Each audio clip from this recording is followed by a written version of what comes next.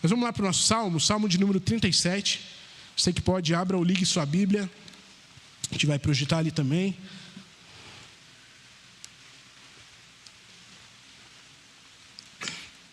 A gente tem dado sequência aos salmos. Estamos chegando no final do primeiro livro. E tem sido muito especial estudar esse primeiro livro. Praticamente, ou certamente, tenho dúvida de um salmo ou outro ali, mas quase todos são de Davi nesse primeiro livro. E é muito legal o Deus, numa visão, o Deus que instrui, que livra e elege o seu filho. Então a gente vai ver muito essas imagens dos Deus que livra o seu filho, que elege, que o instrui. E tudo isso baseado nas canções dos salmos, né? Os salmos, como a gente tem falado aqui, o livro que é do coração do adorador para o Senhor. Enquanto todos os restantes dos livros da Bíblia, ele tem essa direção contrária, do Senhor falando com seus filhos, né? E os salmos não, ele tem algo mais diferenciado, que é do seu filho, o adorador falando com o Senhor. Então é muito especial, é um livro em que a gente entende o coração do salmista, que é um coração igual ao nosso, que está tentando adorar a Deus, pedir ajuda a Deus. E aqui Salmos nos ensina isso, né? E aí eu quero que, enquanto você abre, justamente ler alguns versículos. Por exemplo, Salmo 1 vai dizer assim, 37, verso 1, né? Versículo 1. Deixa eu projetar aqui. A gente lê juntos. Salmos 37, verso 1 vai dizer assim: não te aborreças por causa dos homens maus, nem tenha inveja dos malfeitores, pois em breve secarão como a relva, murcharão como a erva verde. Confia no Senhor e faz o bem, assim habitarás na terra e te alimentarás em segurança. Agrada-te também do Senhor e Ele satisfará o desejo do teu coração. Entrega o teu caminho ao Senhor, confia nele e tudo Ele fará.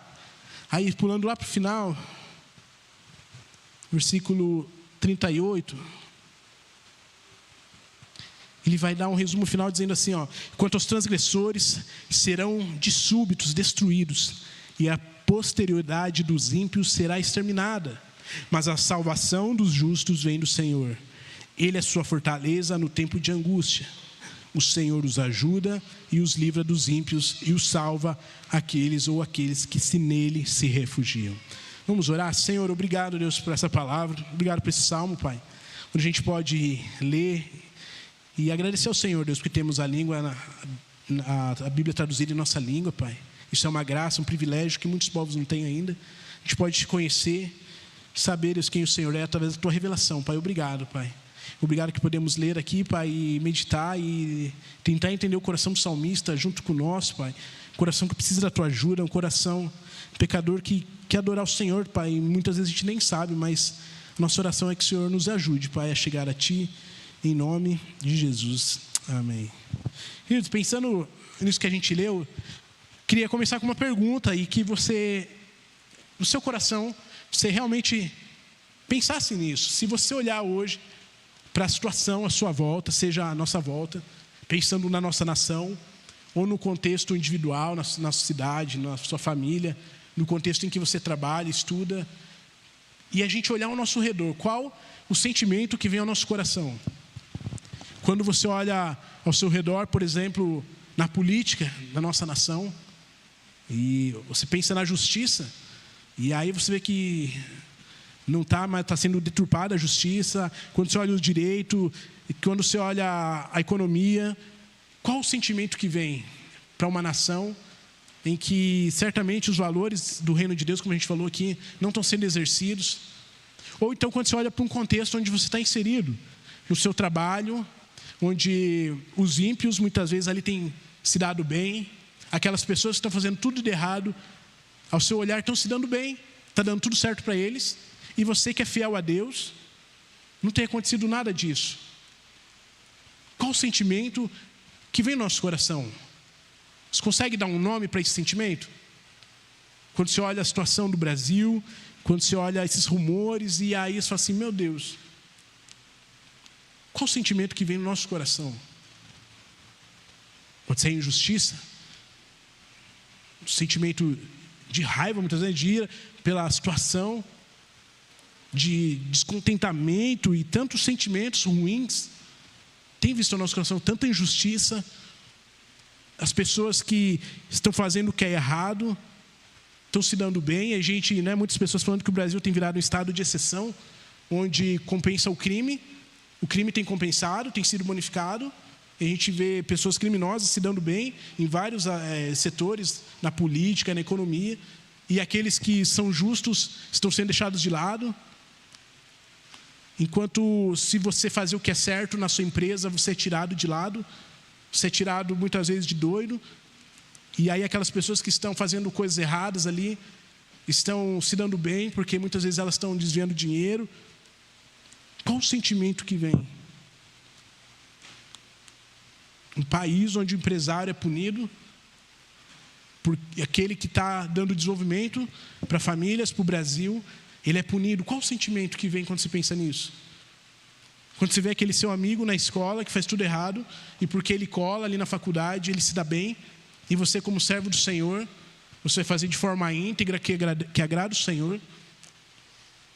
E aí muitas vezes você até fica ali de reprovado, onde você exerce de forma plena aquilo que o Senhor te colocou na sua profissão, e aí você olha ao seu redor, nada disso tem acontecido com os outros, eles têm se dado bem. É mais ou menos isso que está acontecendo no Salmo 37. Uma injustiça, esse sentimento ele tem abraçado o coração do salmista, porque ele está olhando para os ímpios, para a nação, e é isso que está acontecendo. É mais ou menos isso, se a gente olhar para a nossa nação e pensasse no salmista, parece que ele escreveu ontem isso aqui, Os ímpios estão se dando bem, aqueles que fazem as coisas erradas estão se dando bem. E o salmista ele está indignado. Mas ao mesmo tempo que ele se indigna, ele vai falar, ele vai dar uma dica para aqueles que vão ler isso aqui posteriormente, e talvez para o próprio coração. E aí, conhecendo a história de Davi, a gente sabe que ele foi fiel ao Senhor. E muitas vezes ele teve que sair expulso da sua própria casa e da sua própria nação. Ele foi perseguido pelos seus próprios filhos, por pessoas que queriam usurpar o trono, queriam matá-lo, pelo próprio Saul. E ele continuava fiel a Deus. E certamente o nosso coração igual do salmista, um coração caído, um coração que precisa da ajuda de Deus, ele vai ser tomado de sentimentos muitas vezes que nos fazem olhar se realmente a gente precisa continuar fazendo as coisas do jeito certo. E aí ele escreve o Salmo 37, a gente não sabe ao certo quando ele escreve, mas o Salmo 37, ele tem algo muito especial, que ele foi feito de forma muito bela, muito detalhado. Ele é um poema, uma oração, perfeitamente, são 40 versículos, não deu tempo de a gente ler todo ele, mas fica o convite para você meditar em casa nele. Mas ele é feito de um acróstico, justamente isso que eu falei, A injustiça por ver os ímpios prosperando e os justos sofrendo. Quando os valores se invertem numa nação, quando os valores se invertem numa sociedade, esse é o sentimento que abraça o nosso coração. E aí, como resposta a isso, ele escreve esse salmo, um salmo de forma de um acróstico. Acróstico é quando você pega todas as letras, e aí começa a partir de cada letra fazer palavra, Com o seu nome, com o alfabeto. O que ele faz aqui é com o alfabeto hebraico. Eu até trouxe aqui, não sei se dá para ver ali. Começa a leitura da direita para a esquerda. E é algo muito magistral, ele é inspirado por Deus. Um conhecimento muito legal ali que ele teve, uma ideia inspiradora ali do Senhor, de fazer a cada letra do alfabeto hebraico. São 3 páginas aqui, não dá para trazer todo ele. Da direita para a esquerda. Cada letra do alfabeto hebraico é praticamente 2 versos.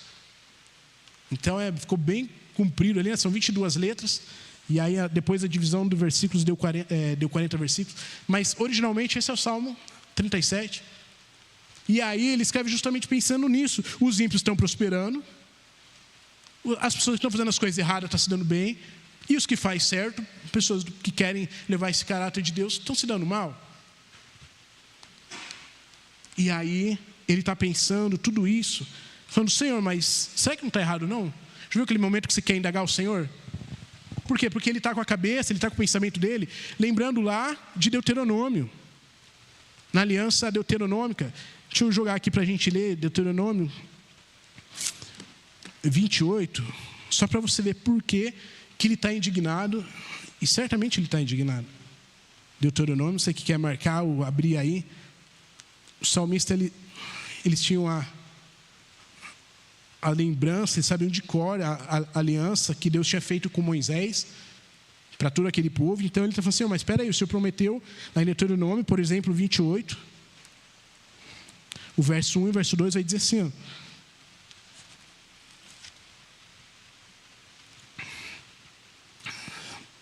só dá para a gente ler alguns versículos, né? São 3, 4 capítulos ali da aliança do Senhor. Mas olha só o verso 1 e o verso 2. Se ouvires atentamente a voz do Senhor teu Deus, tendo cuidado de guardar todos os seus mandamentos, que hoje que eu te ordeno, o Senhor teu Deus te exaltará sobre todas as nações da terra. Se ouvires a voz do Senhor teu Deus, todas essas bênçãos virão sobre ti e te alcançarão. Aí vai continuar, né? Bendito será no campo, bendito será na cidade, bendito será. Então Deus faz uma aliança com o povo. Ó, se vocês obedecerem, eu vou colocar vocês numa terra, vou dar o descanso para vocês. Se vocês obedecerem a aliança, todos esses mandamentos, vocês vão ser bem-sucedidos. Vocês vão ser abençoados por mim. Vocês vão ser abençoados no campo, na cidade. Eu vou exaltar vocês. Aí lá no capítulo 15 de Deuteronômio, o verso 15 e 16...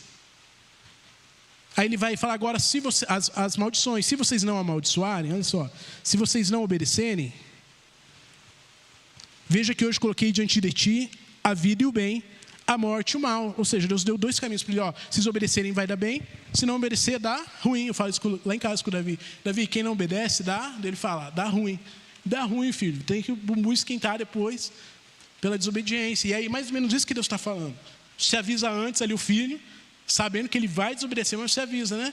E aí depois ele vai lá e desobedece. Mas o salmista está lembrando disso. Espera aí, o Senhor tinha feito uma aliança conosco. O Senhor falou, se a gente obedecesse e a gente permanecesse fiel, Ele ia abençoar a gente. E eu tenho sido fiel, eu tenho cumprido aquilo que o Senhor espera de mim, tenho tentado obedecer a palavra dEle, e está dando tudo ruim para mim? Aí os ímpios, aqueles que não querem mais aliança com o Senhor, estão se dando bem, estão prosperando, estão sendo bonificados, inverteu-se os valores, a justiça foi posta de lado, e começou a injustiça, e aí por aí vai. É isso que ele está falando. Senhor, como assim? E eles lembravam dessa aliança. Todo o povo judeu, eles tinham isso muito forte. E aí dá essa indignação. Então o Salmo 37, ele vai nos mostrar isso, como que vale a pena ainda assim a gente permanecer fiel ao Senhor quando a injustiça nos cerca, quando as coisas... E Ele quer mostrar que Deus, mesmo assim, parecendo que Deus abandonou eles, Ele vai nos mostrar que Deus não abandonou. E aí a gente vai entender o porquê. Então, esse é um salmo justamente isso. Ele nos convida a esperar em Deus. Olha o verso 7. O verso 7 vai falar justamente isso. Descanse no Senhor e espere nele. Ele está convidando as pessoas que vão ler, para assim, ó, está tudo dando ruim, mas ainda assim espera em Deus. Está parecendo que está tudo invertido, que Deus perdeu o controle. Já viu aquelas horas que a gente acha que Deus perdeu o controle? Fala assim, Deus, você não está vendo o que o salmista está falando assim, quando essas horas vierem, espera ainda assim em Deus, vale a pena esperar. O verso 37, o 38 vai dizer, observe aquele que é íntegro e reto, porque o futuro dele será de paz, quando os transgressores serão destruídos. Ou seja, vai valer a pena esperar no Senhor, mesmo quando você olha para o seu redor, no seu trabalho, no contexto que você está, na sua escola, na faculdade, na política, na economia, fala assim, Senhor, tem misericórdia. É um convite para o nosso coração lembrar lá dentro, o Senhor não nos esqueceu, o Senhor não perdeu o controle. E é às vezes algo que a gente tem que falar para o nosso coração mesmo. Coração, fica aí quietinho, não esquece que o Senhor está no controle. Tem hora que a gente tem que falar para nós mesmos isso. E é justamente isso, a justiça divina ela vai prevalecer. A justiça divina é uma justiça plena, perfeita. No final, ele vai falar que os justos vão ser recompensados no tempo certo. Então esse é o convite do Salmo. Deus está no controle. E aí, essa é a pergunta que vai... Será que a gente se lembra mesmo que de fato Deus está no controle? Será que naqueles momentos em que a gente olha para o lado e vem esse sentimento de injustiça, será que a gente se lembra que Deus de fato está no controle? Ou será que vem aquela ação, poxa, acho que Deus não está vendo não, né? Será que a gente está fazendo uma leitura certa, com uma cosmovisão bíblica? Porque se a gente olhar aí fora, a gente vai ver que a gente tende a pensar com uma cosmovisão do mundo. E a cosmovisão bíblica, como a gente falou aqui de manhã, a cristã, ela vai partir do pressuposto que o pecado afetou toda a cultura, e agora toda a cultura precisa ser redimida, e a partir daí a gente não vai ter uma justiça plena, porque o pecado afetou todas as culturas.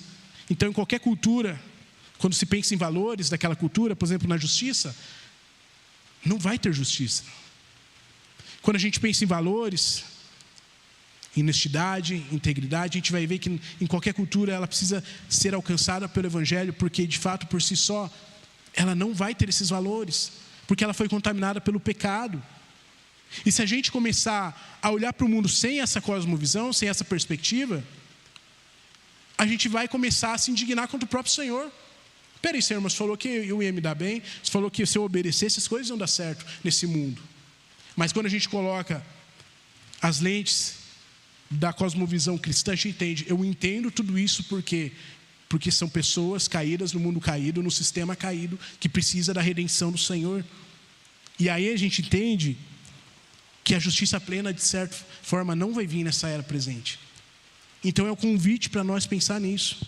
Outra coisa legal é o Salmo 37, ele se relaciona com o 7,3. Então, para você nunca esquecer, o 37 e o 7,3. Abra lá o Salmo 73, deixa marcado isso aí, só para você ver. Aí já um outro salmista, mas com a mesma ideia, com a mesma oração praticamente. Então, uma coincidência ou providência. O Salmo 73. Olha só o verso 2. Deixa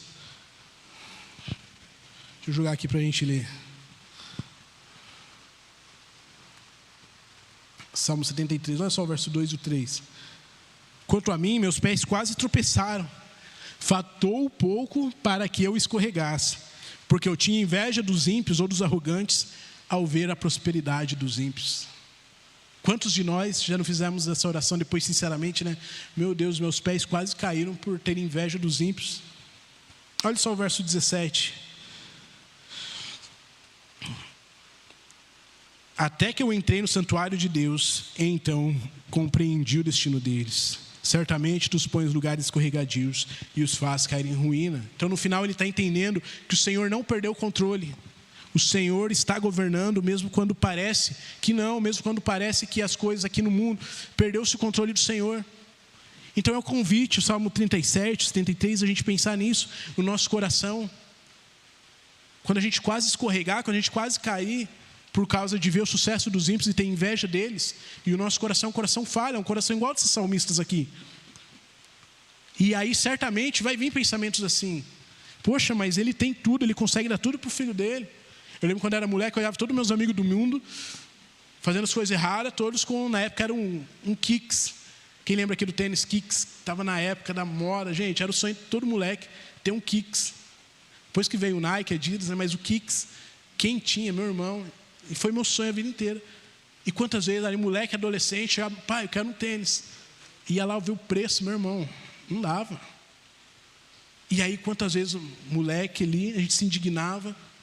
Poxa, mas eu estou aqui nos caminhos do Senhor, com minha família, e as pessoas que estão fazendo tudo de errado ali têm prosperado. E certamente vem pensamentos assim na nossa mente, no nosso coração. Então, esse é o convite do salmista. E aí, se você resumir numa frase, esse convite, essa oração, no Salmo 37, talvez nessa ideia, o justo ele confia no Senhor e anda em retidão, enquanto o ímpio receberá do Senhor a sua condenação. Talvez se você resumir o Salmo, essa frase traria muito bem esse resumo. O justo confia no Senhor e anda em retidão, mesmo quando está tudo dando ruim, mas ele permanece fiel, enquanto o ímpio receberá do Senhor a sua condenação. Ou seja, a felicidade dos perversos ela é temporária. É isso que o salmista quer falar aqui. A felicidade dos ímpios é temporária. Eles estão rindo agora, eles estão zombando até com a nossa cara.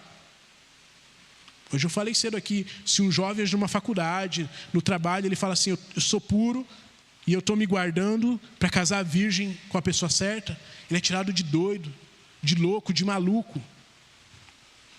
Mas o que o Salmo está nos mostrando é isso. Aguenta firme, a felicidade dos ímpios, dos perversos é temporária. E aí a gente tem a estrutura do Salmo. A gente pode pensar numa estrutura, numa divisão, pensando nisso. Olha só, o chamado à confiança no Senhor, do verso 1 ao 9, ali é um convite que o salmista está fazendo. O destino dos ímpios, do verso 10 ao verso 15. Depois ali a bênção dos justos, do verso 16 ao 26. Aí as duas últimas sessões vão ser as pegadas do justo numa caminhada cristã, vamos pensar assim, na caminhada dele, quais são as marcas que ele tem deixado. E por último, a salvação vem do Senhor. Você que gosta de dividir na sua Bíblia, arriscar e depois se meditar, é muito legal pensar numa divisão assim. E aí eu quero pensar com você justamente isso. Olha só, o chamado a confiar no Senhor, primeira parte, vai do verso 1 ao verso 9. Você vê que ele está convidando, é um convite. Olha só o que ele diz, por exemplo. Eu já começo o verso 1 abrindo com um convite: não se irrite, não se aborreça por causa desses malfeitores. O verso 3 vai fazer o quê? Confie no Senhor, faça o bem, mesmo quando está tudo dando ruim, continue confiando nele. O verso 5, vai dizer: entregue o seu caminho ao Senhor, confie nele, mesmo quando tudo estiver dando ruim. E o verso 7 vai dizer: descanse no Senhor, espere nele. Então você vê que o salmista está trazendo vários verbos ali, para as pessoas que vão ler depois, para o coração dele. Continue esperando, confiando no Senhor. E esperar, quem aqui gosta de esperar? Quem aqui chega no mercado? Outro dia fui eu, nossa, a gente está com pressa, né? Eu, Alice e Davi, a gente com pressa ali. Aí a gente foi lá, ali no Padre Nicolau, pegamos tudo. Quando você vira o corredor, aí você olha aquela fila. Que gostoso, né? É gostoso esperar, não é? E você com pressa, e aí você, em 4, 5 coisas, você vê aqueles carrinhos cheios ali. E aí bate aquele desespero. Esperar é chato, ninguém gosta. Quem gosta de esperar as coisas dar certo? Você não quer. E essa geração, agora a gente tem falado da geração fast food, né? Geração miojo, é tudo para a hora, para agora, para o ontem. Quem aqui quer esperar? Ninguém quer, ninguém gosta. Quando fala assim, eu lembro que o maior desespero antes do brasileiro é, você enviava o currículo, e aí depois eles falavam assim, a gente vai te retornar. E você até sabe que eles não iam retornar, mas você ficava ali esperando, né? Hoje já mudou, né? Tudo online e tal, mas era um sacrifício, e ninguém gosta de esperar. O que você faz numa sala de espera, por exemplo, ali de uma consulta? O que você faz numa sala de espera? A hora não passa. Você mexe no celular, começa a apagar foto, começa a fazer um monte de coisa. Começa a ver as mensagens antigas que tem para você responder no WhatsApp. Você quer achar coisa para fazer. Porque na real, você não quer ficar esperando. Então é natural da gente não gostar de esperar. E aí o que o salmista está falando aqui é: espere. Eu sei que é difícil, mas espere, é isso que ele está falando para nós. Confia. Não desanima. O Senhor vai vir fazer justiça. O Senhor vai vir. Ele não perdeu o controle. O verso 4, um bem conhecido, né? Agrada-te do Senhor e Ele satisfará o desejo do seu coração. Quantos aqui não tinham desejo de coração? Aí lê esse versículo e fala assim: Deus, obrigado, o Senhor sabe. E aí você ora por aquele desejo, né? Senhor, que aquela pessoa olhe para mim hoje, que aquele boy, aquele rapaz olhe, sente do meu lado hoje, que eu consiga aquele carro que eu tanto queria. Quem que não ora? E aí você ora e fala assim: vale a pena esperar no Senhor, porque Ele vai satisfazer esses desejos. Que o Atlético Paranaense suba para a primeira divisão urgentemente, né? E são desejos bobos, muitas vezes, todos no nosso coração. E aí quando a gente lê, fala assim: o Senhor vai satisfazer. Mas na verdade, quando a gente lê o texto no hebraico, a gente vai entender um pouquinho o que é esse satisfazer os desejos do coração. E agradar do Senhor aqui, a ideia aqui é de você confiar nele. E a ideia aqui é uma imagem de alguém que entrega algo para o Senhor, entrega algo pesado. O verbo que é usado aqui no hebraico é justamente esse: agrada-te do Senhor. É justamente falar: Senhor, está aqui a minha vida, está aqui esse algo pesado, porque está dando tudo errado enquanto eles estão prosperando. E aí, esse satisfará os desejos do coração, quer dizer sim que Ele vai suprir os desejos do nosso coração. Mas esse dará ou satisfará os desejos do teu coração, a ideia é que Ele vai suprir aquilo que o nosso coração realmente precisa. Por exemplo, quem ora muitas vezes por alguém, por um relacionamento. Sei que muitos estão orando, e glória a Deus, vamos orar por isso, né? E aí, a gente ora, Senhor, né? Eu quero aquela pessoa. Alguns fazem uma cartinha, né? Que seja assim, que seja assado. Mas na real, o que o Senhor vai fazer não é cumprir essa cartinha. O que Ele está falando aqui, o salmista, é que sabe aquele vazio de um relacionamento que você quer por causa da solidão? O Senhor vai preencher. Sabe quando você ora por uma casa melhor, maior? Muitas vezes nós oramos, Senhor, prepara uma casa maior, melhor. Chegou um filho, não sei o que lá. Na verdade, você quer o quê? Uma segurança. Você ora pela casa, mas lá no fundo, você quer que uma segurança. Você quer uma liberdade um pouco melhor, um conforto. Então, na real, você está orando pela casa, mas o que você quer é outro sentimento, é outro desejo. Então é muito legal você ler no hebraico esse texto. Ele vai dar essa ideia. O Senhor vai te fazer o desejo mais profundo do teu coração, que nem você sabe. Quando você ora por um aumento de salário, na verdade é justamente isso, Senhor, prepara para me ganhar um pouquinho mais, porque está difícil as coisas, e eu quero dar um pouquinho mais de segurança para minha família. Eu quero conseguir comprar umas coisinhas melhor. Então, na verdade, o sentimento, que nem você sabe muitas vezes, é justamente isso. É pela segurança, é por uma solidão que está passando, está orando por um relacionamento, é por uma completude, você tem se sentido sozinho. Então, na verdade, é justamente isso. Espera no Senhor, confia nele. Agrada-te dele, ou seja, entrega a tua vida, esse peso para ele, que ele vai preencher todos esses sentimentos, que a gente tem orado por certas coisas, mas na verdade são outras coisas, são as coisas que realmente, igual eu falei, são sentimentos vazios que só o Senhor sabe, e aí sim, ele satisfará, ele vai satisfazer. Então muitas vezes ele nem vai dar o que a gente orou, e graças a Deus, por isso que Deus não responde todas as orações. Eu penso hoje, graças a Deus, que Deus não respondeu todas as minhas orações. Mas Ele vai preencher aquilo que realmente o meu coração, o seu coração precisa. É os sentimentos do vazio, é a solidão, é a tristeza, a saudade. E aí sim, esses sentimentos no Senhor eles são satisfeitos.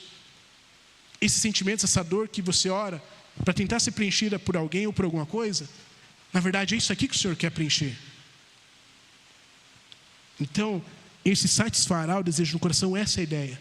O Senhor conhece lá no íntimo do nosso coração. E Ele quer saciar o verdadeiro vazio do coração.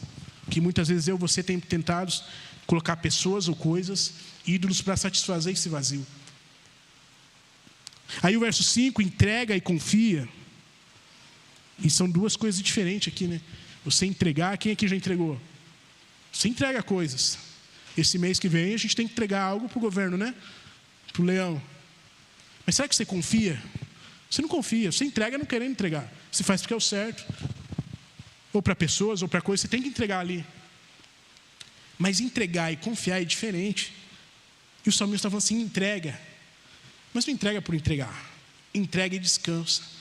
Entrega e confia, entrega essas dores do seu coração, crendo que o Senhor certamente fará. É diferente quando a gente entrega para o Senhor, confiando nele, sabendo que Ele vai fazer, que Ele não perdeu o controle. E aí o verso 7, descansa no Senhor, espere nele. Viu quantos verbos Ele tem nos trazido aqui? Confie, entregue, descanse e espere. 4 verbos principais aqui em destaque. Essa é a ideia do primeiro do convite do salmista a confiar no Senhor, trazendo antes de tudo a fé, para a gente se lembrar de quem é esse Deus quando tudo está dando errado ao nosso redor. A fé é a arte de permanecer firme, mesmo quando os ventos da injustiça sopram fortes. Essa frase aqui eu achei muito legal. Olha só, a fé é a arte de permanecer firme, mesmo quando os ventos da injustiça sopram fortes. Não achei o autor dessa frase aqui, mas gostei muito. E está tudo ao seu redor, soprando ao contrário, mas você está ali, eu sei que o Senhor não perdeu o controle, e eu vou descansar nele. É fácil? Não é, mas é possível. Por quê? Porque senão a gente olha para o lado e começa a se indignar, e é isso que o salmista não quer que a gente faça. Olha para o Senhor, para de olhar para o lado, e aí a gente entra na segunda sessão, O destino desses ímpios que estão tirando a paz do salmista. O destino dos ímpios que ao redor ali do povo de Deus estavam tirando a paz muitas vezes do povo de Deus, que estava permanecendo fiel, mas estava tudo dando bom para os ímpios. E agora ele traz uma imagem aqui, por exemplo, dos ímpios como uma planta que vai logo ruir, vai logo secar. Ele vai mostrar que o verso 2 já fala isso, né? O verso 2 ele fala assim, pois em breve eles secarão como a relva, como a grama que murcha, como a erva verde. Quer dizer, ela brota rápido, ela fica verde, bonita, mas logo ela murcha. E aí ele vai trazer essa mesma imagem na segunda sessão, a partir do verso 10 ali. Os ímpios é isso, eles dão certo muitas vezes as coisas deles. Mas acalme, porque logo vai passar tudo isso. Logo eles vão perecer. Olha só o verso 14. Os ímpios puxam a espada e preparam o arco para abater os pobres e necessitados. Ou seja, a injustiça que estava acontecendo aqui. Para matar os que trilham o reto caminho. Mas a espada deles lhe atravessará o próprio coração. Ou seja, todo o sistema que eles têm usado para causar injustiça, esse sistema vai virar a ser contra eles. É basicamente o que o salmista está falando aqui. Calma, eles vão receber a justiça deles. Eles estão dando certo agora, mas logo vai passar. Logo eles vão sofrer. A própria esperança desses ímpios, a própria esperança deles, vai ser a causa de destruição deles diante de Deus. O que eles têm feito agora para dar certo, causando injustiça, causando opressão, fazendo coisas erradas diante do Senhor, mas para se dar bem, esse sistema deles vai ser a causa de destruição deles quando eles chegarem diante do Senhor. O próprio Senhor vai usar isso para condená-los. Então o que eles estão usando aqui para se dar bem, seja um sistema, seja um aparato, tudo isso que eles têm feito aqui, isso mesmo vai ser a causa da destruição deles diante do Senhor. Eles esquecem que todos irão prestar conta a Deus diante um dia. Todos vão se achegar diante de Deus. E o Senhor vai usar esse próprio aparato deles para acusá-los, e eles vão ser destruídos. É isso que o salmista está falando aqui. Então não se alegre com eles. Não se oprima por causa deles. O Senhor vai usar o próprio sistema deles para destruí-los. O Senhor vai usar o próprio sistema deles para acusá-los no dia em que eles serão destruídos. Então, a gente tem que sempre se lembrar disso. Eles se dão bem rápido, mas eles vão mais rápido ainda embora. Hoje eles estão ganhando, mas amanhã eles vão acabar estando diante do Senhor, prestar contas. E aí, meu irmão, a chapa é quente. Depois a chapa é bem quente. E aí a gente tem outros textos da Bíblia que vai nos mostrar o quão arruinado será o dia dos ímpios, daqueles que lutam contra o Senhor. Salmo 2 vai falar isso. Eles se voltam contra o Senhor, contra o sistema, contra as leis de Deus. Mas o Senhor põe-se a rir deles. E aqueles a quem não se renderem ao Filho terão que prestar contas e serão destruídos. Salmo 2 vai nos mostrar isso. E aí a gente tem a terceira sessão. Vale a pena permanecer fiel a Deus. Os justos receberão a bênção de Deus. O verso 16, ele já começa falando assim, mais vale o pouco do justo do que a abundância de muitos ímpios. Ao verso 19, não serão envergonhados nos tempos difíceis, e nos dias da fome se fartarão. Aqui é um paralelismo, ou seja, o salmista ele começa falando essa sessão, no verso 16, que é melhor você ser justo e ter um pouquinho, mas que esse pouquinho aqui no verso 19, ele vai te fartar, ele vai te encher, ele vai te completar. Enquanto pessoas que estão contra os caminhos do Senhor, contra os valores do Senhor, eles têm muito. E não é por meter muito, mas é você usar isso contra o Senhor, contra os valores dele. Eles estão se dando bem, mas isso aqui não vai fartar eles. O tanto que eles têm ainda vai faltar. Então é melhor você ser justo, mas vale o pouco do justo. E aí ele fecha o verso 19 com esse paralelismo, com essa mesma ideia. E nos dias da fome se fartarão. Por quê? Porque quem cuida deles é o Senhor. A gente vê isso, por exemplo, quantos milagres o Senhor fez em toda a Bíblia. Com Elias ali, a viúva que tinha um pouquinho, e ela alimentou Elias. O próprio Senhor Jesus, com o pouquinho que tinha, 5 pães e 2 peixes, conseguiu fartar uma multidão. E o que o salmista está falando nesse aqui, é muito melhor se ter pouco e ser justo, estar diante de Deus, porque no final o Senhor vai te abençoar tanto, que você vai se fartar, e você vai ver o milagre do Senhor. Isso aqui é um milagre. Você tem pouco e vai ser farto. É isso que o salmista está falando aqui.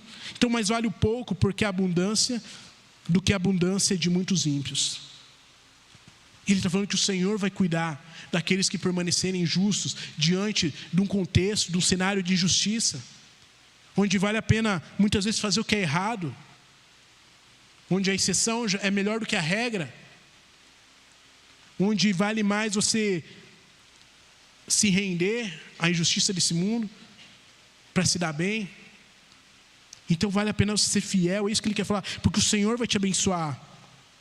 O verso 22 vai falar: aqueles a quem o Senhor abençoa possuirão a terra.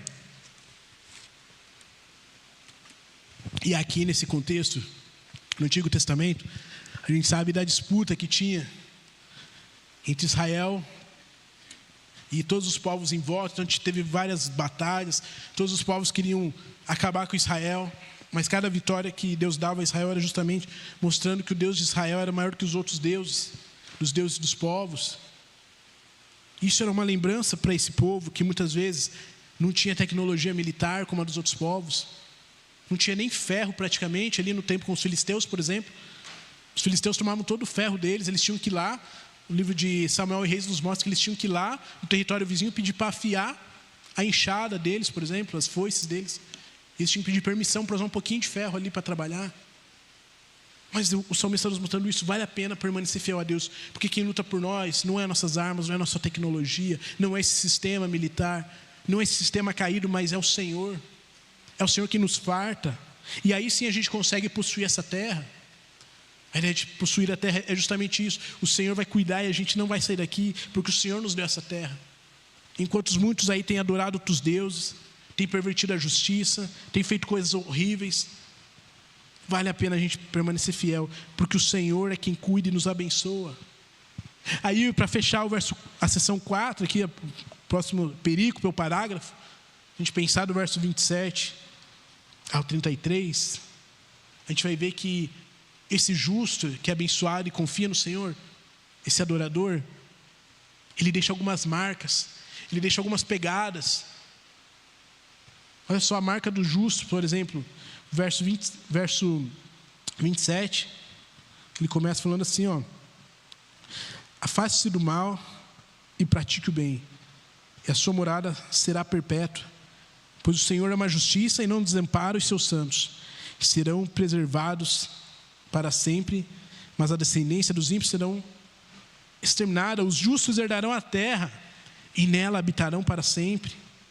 Aí o verso 31 vai dizer: no coração ele tem a lei do seu Deus e os seus passos não vacilarão. Ele está dando agora a ideia de uma caminhada. Ele está trazendo a ideia antes, a imagem de uma flor, de uma planta dos ímpios. Agora ele traz a ideia de um caminho, das marcas em que esse justo ele vai marcar ele nessa caminhada, essas pegadas. Olha só o verso 34: espera no Senhor e ande nos seus caminhos. Vale a pena a gente permanecer no caminho do Senhor, fazendo o que é certo, enquanto tudo à nossa volta está nos forçando muitas vezes a fazer o que não é.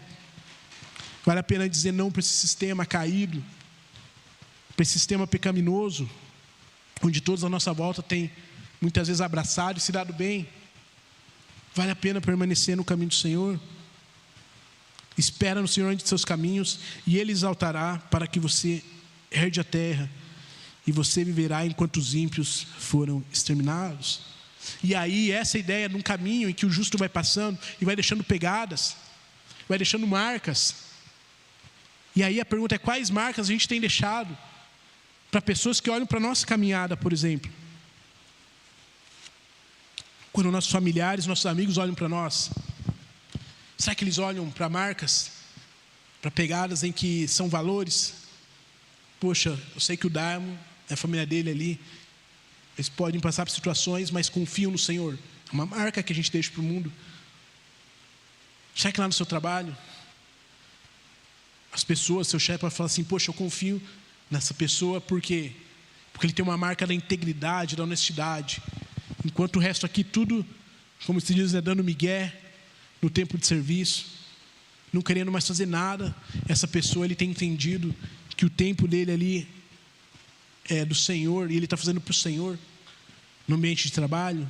Será que enquanto todos têm se envolvido em casos de desvio, o justo, ele tem deixado marcas no contexto dele, de integridade, de valores, de pureza, como eu falei aqui no contexto da juventude, onde você fala em que você não faz as coisas erradas, como todo mundo lá fora faz, mas que as pessoas olhem para nós e falem assim: poxa, ele é diferenciado. As marcas dele é uma marca de pureza, de santidade, mesmo no mundo totalmente depravado. Essa é a ideia de um justo que vai caminhando no caminho do Senhor, e ele vai deixando marcas, pegadas, em que as pessoas olham, os ímpios possam olhar e falar assim: poxa, as marcas deles é diferente. Os pessoal olham essa igreja é diferente, porque as marcas dele, todo mundo deixando marcas de outras coisas. E no mundo depravado é possível deixar uma marca de pureza, de santidade, de fidelidade, de ser fiel ao Senhor enquanto mais ninguém é. Na escola, na universidade, no futebol, todo mundo ali falando palavrão, e você consegue jogar numa boa, sem perder o controle.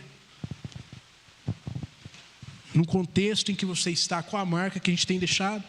E é isso que o salmista tem nos convidado. Mesmo que todos tenham deixado marcas contrárias, o ímpio tem deixado outras marcas, mas anda no caminho do Senhor, vale a pena.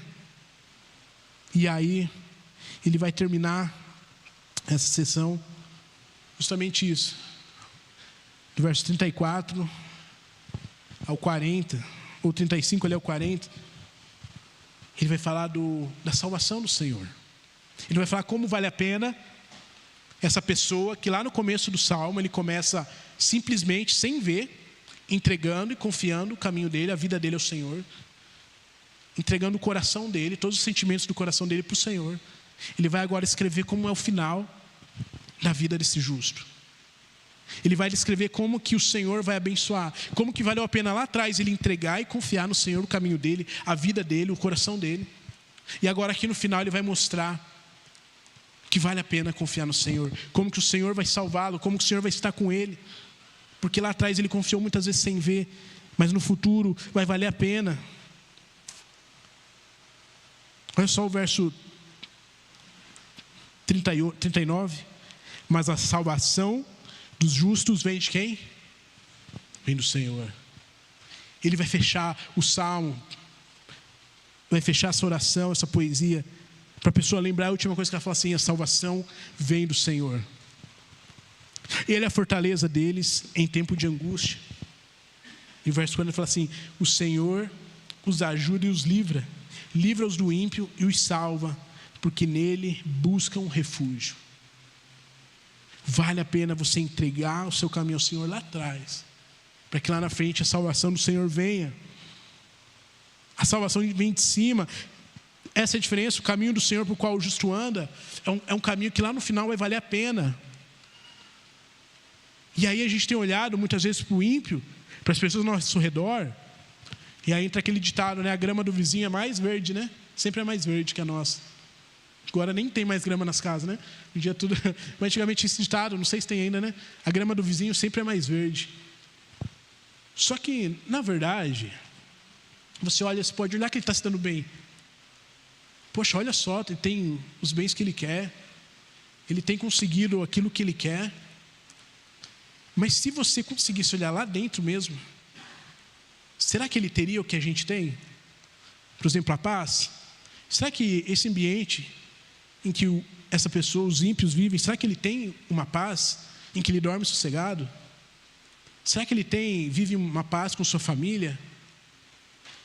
Quantas pessoas pagariam tudo para poder ter a paz com seus filhos? Quantos pais, quantas mães queriam simplesmente ter um relacionamento pleno com seus filhos? E isso só é possível com o cristianismo, com os valores cristãos. Quantas famílias queriam poder se reunir e muitas vezes não conseguem? E aí, se a gente olha superficialmente, ele tem tudo, ele está se dando bem. Mas quando a gente olha lá dentro, a gente vai ver que a gente é muito mais, vamos pensar assim, rico do que ele.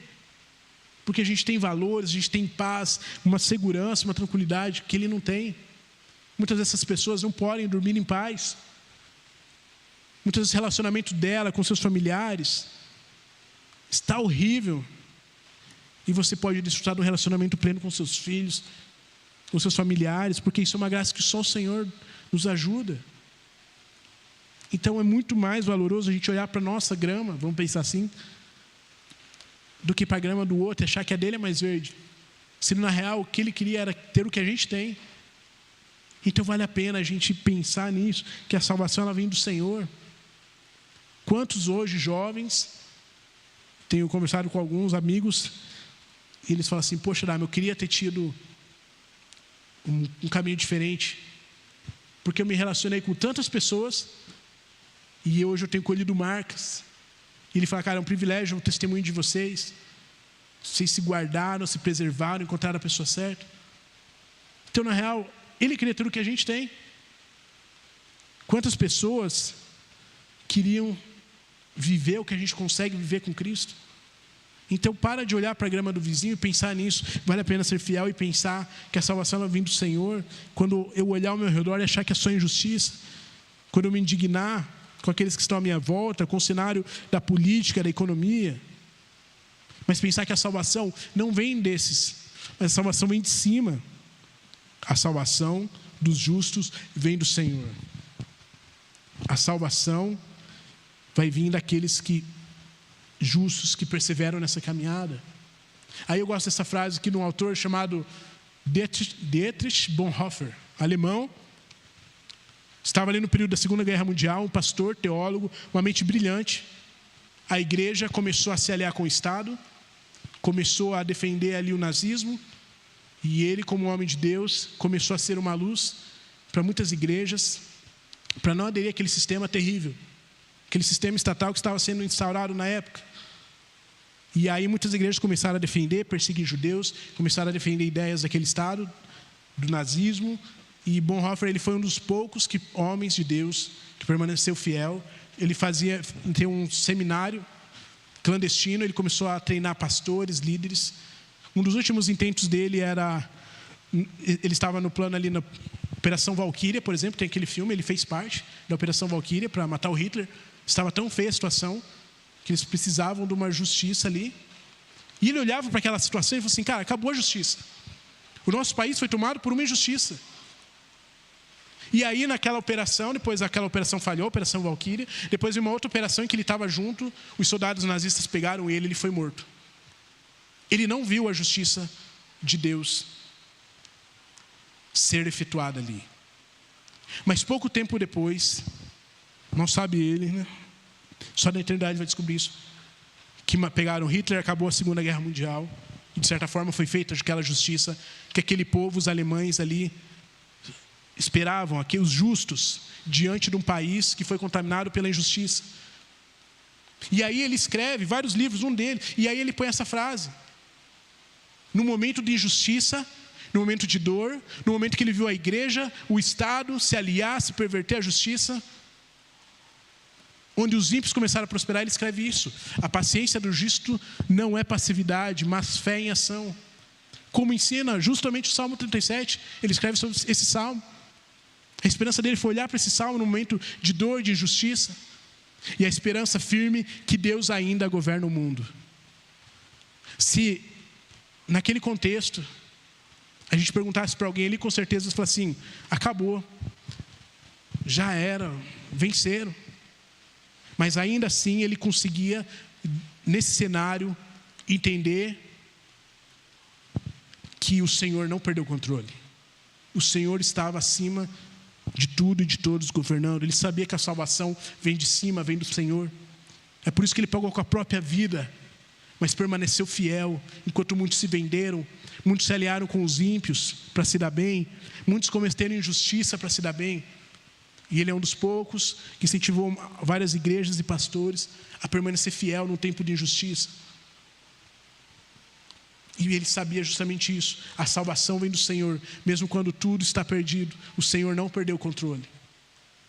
E aí a gente pode ir embora pensando nesse salmo, nessa ideia. O justo, ele confia no Senhor e anda em retidão, enquanto o ímpio receberá do Senhor a sua condenação. Se lembre disso. A vitória do ímpio é temporária. A vitória da injustiça, desse sistema caído, é temporário. E aí a gente pode pensar, por quê? Porque todas essas promessas, lembra que o salmista, estava com a cabeça lá em Deuteronômio? E aí ele olhava humanamente, ele falava assim: Deus, peraí, o Senhor perdeu o controle, ele falou que ia abençoar a gente, mas a gente não está sendo abençoado. Na verdade, a gente vai entender que todas as promessas, ela culminava em Jesus, ele culminava em Cristo. E todas as promessas, a maior bênção delas, sabe o que era? Era desfrutar da presença de Deus. Se eu fosse resumir todas as promessas do Antigo Testamento, ela vai culminar isso, a presença de Deus. Vocês vão desfrutar da presença de Deus. Então, mais do que ser abençoado nessa vida terrena, é ter a presença de Deus, é ser abençoado por Deus. É isso que era a ideia do Antigo Testamento. Tudo vai culminar para Cristo. Vocês vão poder entrar numa terra em que vocês vão ter descanso. E ali vocês vão fazer o quê? Simplesmente ficar de boa e me adorar. Vocês vão poder desfrutar da minha presença. Não era isso que Adão fazia lá no jardim? Era para ele desfrutar da presença de Deus? Mas foi perdido isso com o pecado. Então, a própria terra de Canaã, que vai ser dada aos israelitas ali, o propósito maior que a gente vai entender, se você olhar numa perspectiva bíblica aqui, era para que o povo entrasse na terra e desfrutasse da presença de Deus. O cume das promessas é isso, é você poder desfrutar da presença de Deus. Mas o povo perde isso, eles começam a se perverter, a adorar outros deuses. E aí vem outras promessas, em que o Senhor traria o povo de novo para a terra dele, mas que a maior bênção era desfrutar da presença de Deus. Assim, todas as promessas são cumpridas em Cristo, quando finalmente Ele vem, e ali era o próprio Deus entre eles. E através de Cristo, através da cruz, é justamente isso. Vocês podem desfrutar da presença de Deus. Essa é a maior bênção. Essa, talvez agora, finalizando o salmo, o salmista vai entender e não se indignar mais. Lembrar que o Senhor não perdeu o controle, mas que a maior bênção do justo é poder desfrutar da presença de Deus, mesmo no mundo caído, ímpio, falho. E aí ele vai entender que a pátria dele não é aqui nessa terra. Essa é a esperança do salmo, a gente nos lembrar que a nossa pátria não é aqui, que tudo isso aqui é passageiro, a gente não vai ter a justiça plena, a gente não vai ter um sistema que realmente vai acabar com a desigualdade, a gente tem que lutar por isso, trazer valores do reino, mas a gente vai saber que são sistemas caídos, ideologias que são caídas, são falhas. Por quê? Porque entra muitas vezes em tempo de política, o que a gente faz? A gente começa a defender um lado ou outro, achando que esse sistema vai nos trazer uma justiça, e não vai. São homens pecadores igual a nós, que nós idolatramos, brigamos. Todo tempo de política é assim, né? Por quê? Porque muitas vezes esperamos dele aquilo que só o céu e o Senhor pode nos dar. Uma justiça perfeita, vai acabar com a desigualdade, vai acabar com os problemas sociais. Não vai. Estamos num mundo caído que precisa do Evangelho. Falamos hoje cedo aqui como só o Evangelho, e a igreja pode trazer esses valores. E aí eu quero ler, por exemplo, Filipenses. Para a gente terminar, Filipenses vai nos trazer isso. Essa perspectiva de que a nossa pátria não é aqui. Capítulo 3, o verso 17 ao 19. Olha só o que ele vai dizer.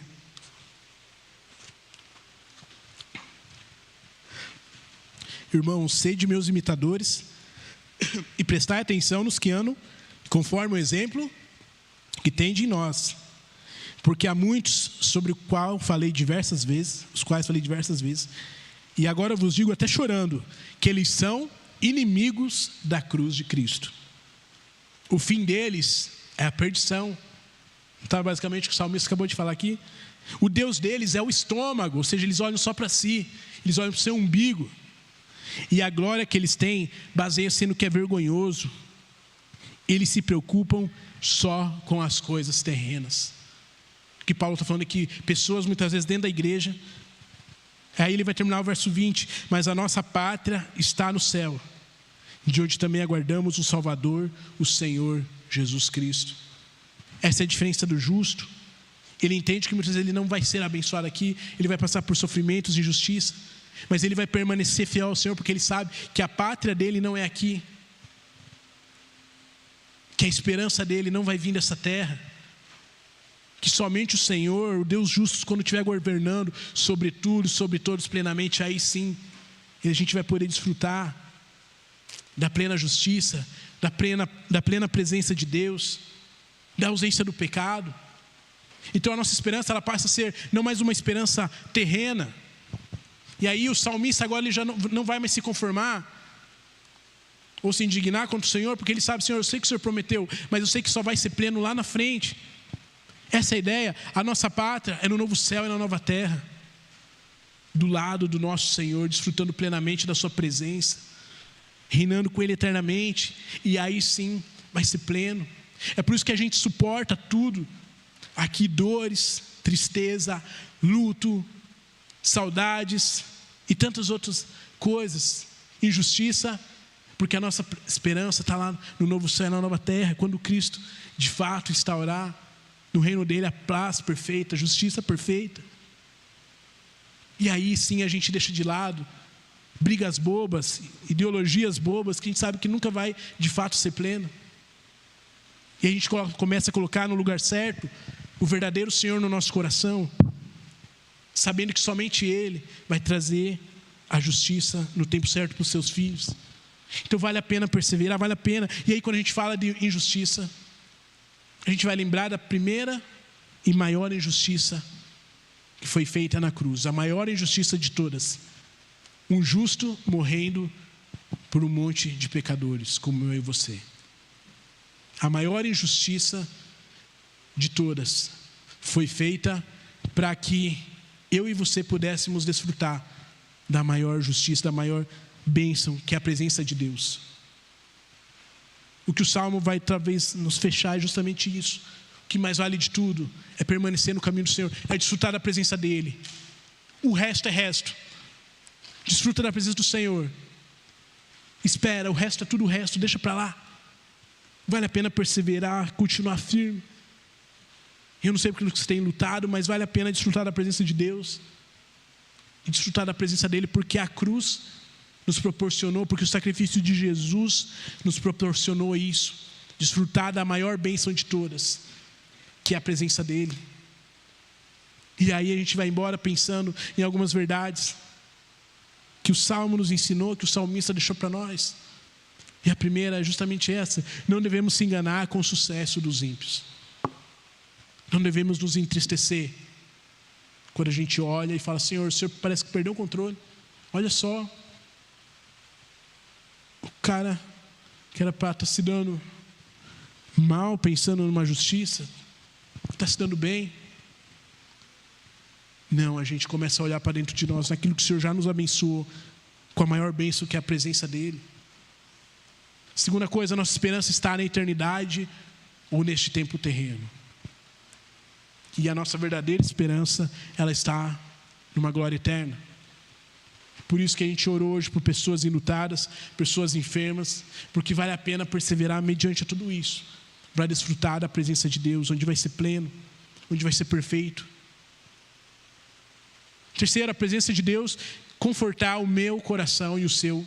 Quando esses pensamentos vierem, quando a gente olhar para a política, para a economia, para o local que você trabalha, que você estuda, e muitas vezes o desânimo vir, se lembre desse salmo, medita nesse salmo, fala: Senhor, vale a pena que o Senhor alegre e fortaleça meu coração. Quando você olhar para sua família, aqueles ímpios que muitas vezes têm ido contra os caminhos do Senhor, que o Senhor ore por eles, evangelize, mas não se entristeça, mas permaneça desfrutando da presença de Deus. E aí, por último, se lembrar do sacrifício de Jesus Cristo, e que somente através desse sacrifício é possível alcançar a maior bênção de todas, a presença dEle, a salvação. E aí você que ainda não entregou sua vida ao Senhor, você que muitas vezes tem vindo a essa igreja ou a qualquer outra igreja, mas ainda não tem desfrutado da maior bênção de todas, que o salmista quer nos mostrar, que é a presença de Deus. Só um caminho, como a gente leu aqui, só uma caminhada, e esse caminho envolve uma entrega de um coração, de uma vida verdadeiramente ao Senhor. Lembra que ele começou falando lá? Entrega ao Senhor o caminho dele. E aí fica o convite para você, a quem o Senhor tem falado ao seu coração, ao quem o Senhor tem chamado. Se renda ao Senhor, desfrute da presença dele mais do que tudo. E aí eu quero orar com você para nós ir embora, pensando nisso, na presença de Deus, a maior bênção de todas, que a cruz nos proporcionou, que o sacrifício de Jesus nos deu, ser alcançados, tirados do inferno, e agora tendo um novo destino eterno, ter os pecados perdoados, Jesus recebendo